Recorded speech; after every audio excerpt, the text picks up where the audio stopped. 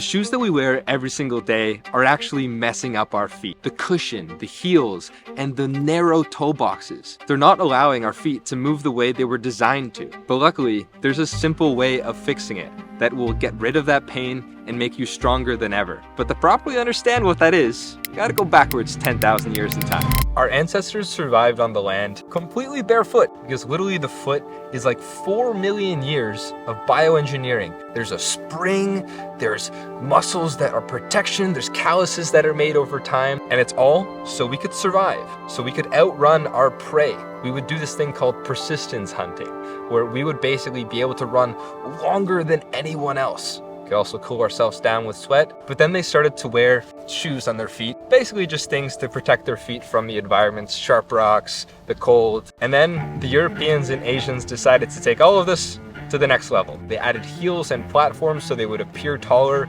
They would make them super narrow, even to the point in China they would do this thing called lotus feet. And then Nike comes in the 1970s and it literally just completely messes everything up. Basically, running started to become super popular, and Bill Bowerman, a co-founder of Nike, came in and invented a complete new way of running, where you would basically take a stride longer than your center of gravity, which would mean all of the force is going into your heel. If you do that barefoot, it freaking hurts. I wouldn't recommend. But to do that, you had to have his super cushioned shoes, and they marketed it really, really well, and it's literally the shoes that we wear today. By the way, there was no scientific evidence that more cushion reduced injuries. What the heck? And there's been a bunch of problems that have arose as well. Like we have plantar fasciitis, ankle sprains, bunions, hammered toes, blisters. It can also be sending up more shock throughout your kinetic chain to your knees, to your lower back, to your neck. But there is a solution to actually fix these problems. Fast forward to 2005, and we now get minimalist shoes. These bad boys come into the scene. There's a couple marathon runners that start running in them, and we got this awesome book called Born to Run, which basically shows us these guys, the Tarahumara, run marathons freaking every day. Like, it's bonkers. And they literally do it in sandals. What the heck? Basically, the author of the book Born to Run. Yo. That was cool.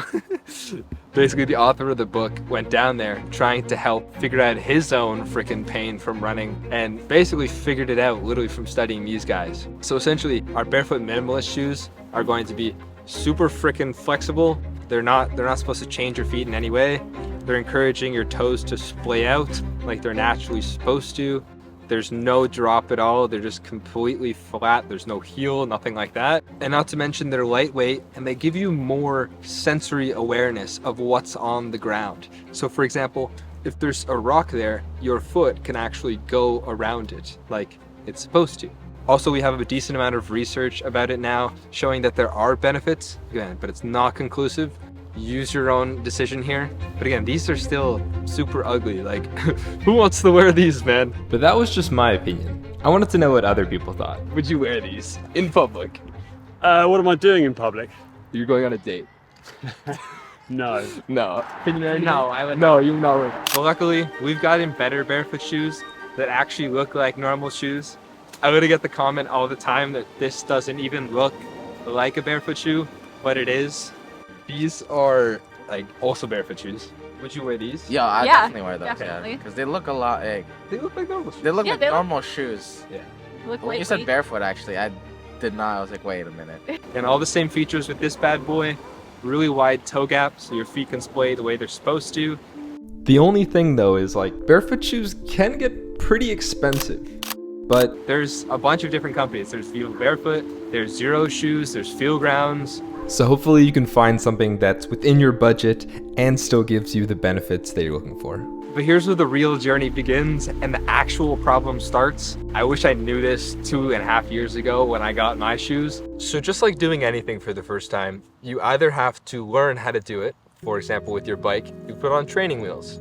And in this case, you're gonna have to relearn how to walk again and re-transition to walking in barefoot shoes. Please don't be a dumbass like me and literally just dive in cold turkey. There are a decent amount of people that hurt themselves. But here are the recommendations that I wish I knew earlier and will ease your transition period like crazy. So the first tip is when you do start wearing your barefoot shoes, take it easy. Maybe just wear them for one walk in the morning, or just on occasional days, don't go like crazy and replace every single one of your shoes. The second one is you can wear these toe spacers or also these toe stocks.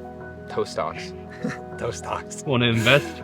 So you can wear these toe socks whenever you wear normal shoes to start encouraging your toes to splay. And when you go to parties or take your shoes off in front of other people, you're gonna get lots of funny looks. But it's always a good conversation starter. And also, whenever you're working or when you're sleeping, I don't like to do it really when I'm sleeping, you can wear these toe spacers. They look really weird, but they work. Subscribe to my OnlyFans page. I'm joking. And the last tip is, I can almost guarantee you that your Achilles tendon and your calf are going to feel some type of way. Very interesting, very lovely feelings. I didn't have this when I was transitioning, but having a massage gun like a Theragun or literally whatever you want to get is pretty clutch. Literally just massage it out. Holy shit. Okay, maybe the pain doesn't ever go away. Anyways, it's a handy little tool. Also, by the way, I'm not a professional with any of this stuff. I'm just sharing my experience and my research. I'm gonna link some videos down below that definitely do a better job helping to transition you. And after 2.5 years of doing this, I relearned how to walk. My gait changed. I don't take as big steps anymore. I'm more aware of the ground. My calves grew intensely in size. And literally, I just feel like a stronger, more pain-free human being. And this goes to show that less is more. And we might honestly just be overcomplicating different areas of our life. Be sure to subscribe with post notifications on. And check out this video here. I'm sure you're gonna love it as well.